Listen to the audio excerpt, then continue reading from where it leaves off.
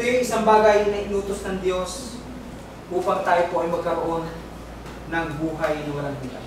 Kasama ang pagbabautismo. Kailangan nating sumailalim sa bautismo. Dahil ang gusto ng Diyos ay sa 1 Timothy 4 verse 2, ang sabi dito,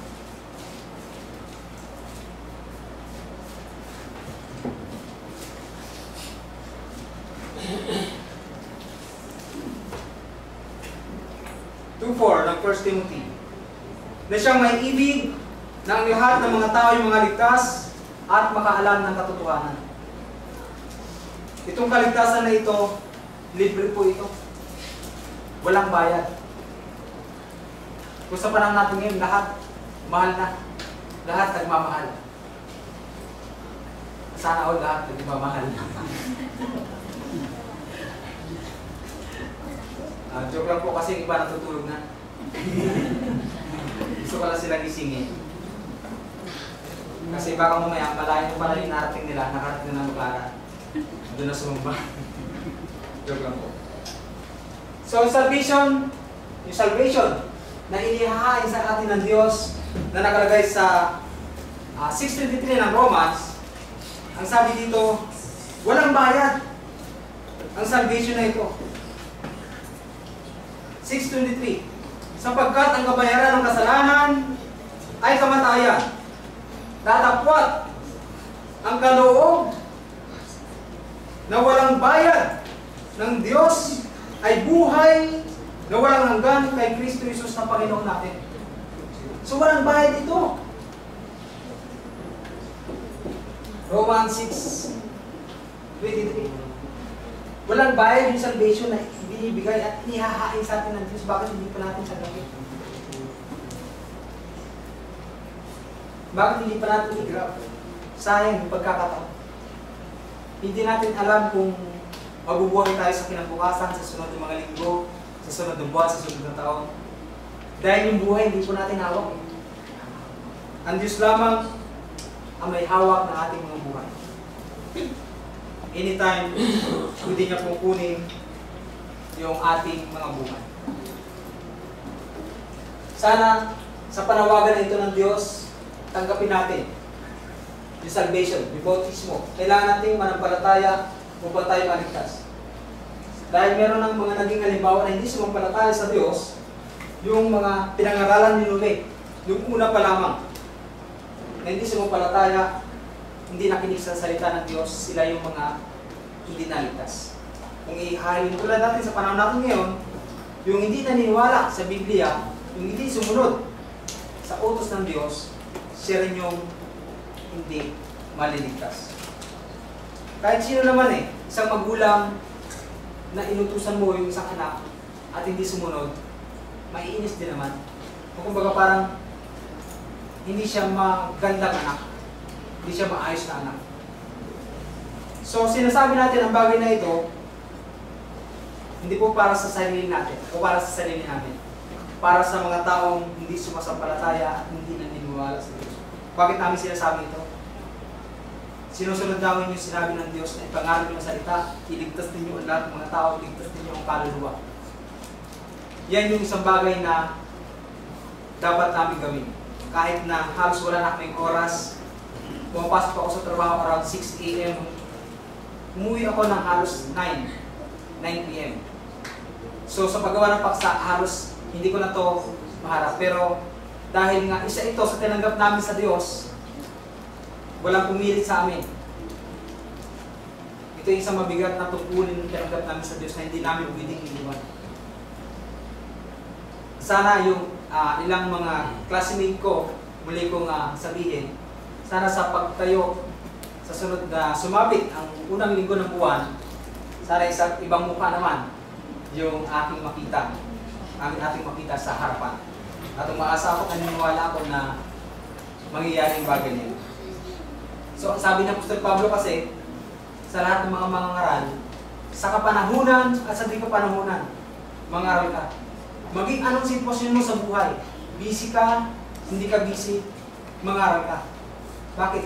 Yun yung ating sinumpaan Yun yung ating tinanggap sa Diyos. Binanggit ko si Noe, si Isaiah napagod. Pero hindi siya pwede mapagod. Kailangan natin mangaral na mangaral. Upang hindi mapabayaan ang lokal ng Imus. Yung ginagawa po natin ngayon, yung pagtatayo ng mga preacher, student preacher, tuwing unang linggo ng buwan, preparation ito sa long term. Sakaling mayroong umalis na preacher, hindi po malalanta o hindi mamamatay ang iglesia. So ang pinaghahandaan po natin is yung long term na plano para sa church ng lokal ng Imus. Kaya hinahamon ko yung aking mga kaklase, sana tumayo rin po kayo tuwing unang linggo ng buwan, unang linggo ng buwan. Pangatlo, medyo nahilo po ako dahil kagabi 9:30 na ako natapos mag-rehearse. Hindi ako masyado makatulog dahil sa pressure. Dahil pag ikaw yung magsasalita sa kinabukasan, yung anxiety, naisip ko lang, ako yung magsasalita, yung pressure talaga eh. Monday pa lang, nandun yung pressure. Ako yung magsasalita sa Sunday, ano kayo mangyayari, ano kayo magiging reaction. Kaya medyo talagang yung preparation napakahirap sa mga baguhan. No? Pero sa awa ng Diyos at sa tulong ng Diyos, sana mag-deliver ko ng maayos. Sa pangatlo ay nasa 1 Peter, yung isang bagay na pwede natin gawin upang makamit natin yung buhay na walang hanggan. 1 Peter 1:15-16. Sa unang pong makakasumpong ay maaari mo bang pakibasa? 1 Peter 1:15.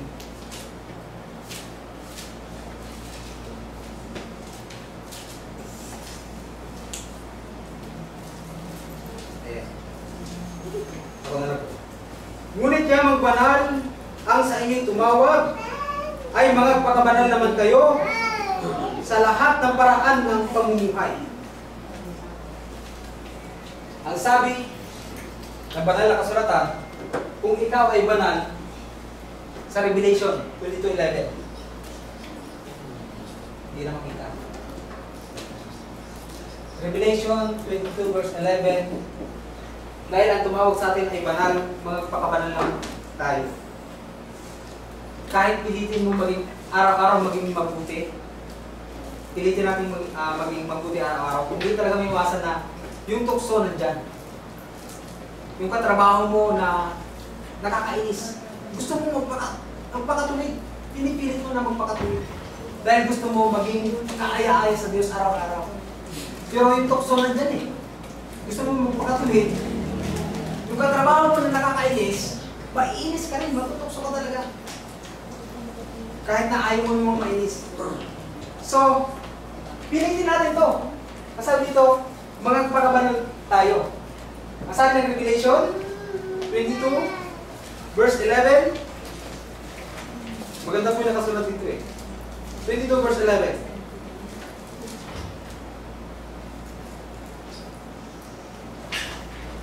Ang sabi dito, ang liko ay magpakaliko pa. Ang marumi ay magpakarumi pa. At ang matuwid ay magpakatuwid pa. At ang banal ay magpakabanal pa. Hirap to. Sabi dito, kung liko ka, sige, magpakaliko ka pa, hayaan mo na. Pero kung matuwid ka, magpakatuwid ka pa. Kung banal ka, magpakabanal ka pa. Ito yung isang bagay na parang napakahirap gawin. 22, ano dito na ba? 22:11. Gusto mong sumunod sa Diyos, gusto mong magpakatuwid. Pero yung tukso nandyan. Anong sabi sa kanta? Ang tukso. Sabi yun, naiwan mo. Tumatawa Stepper Lee pa kasi yung tono kong pangit.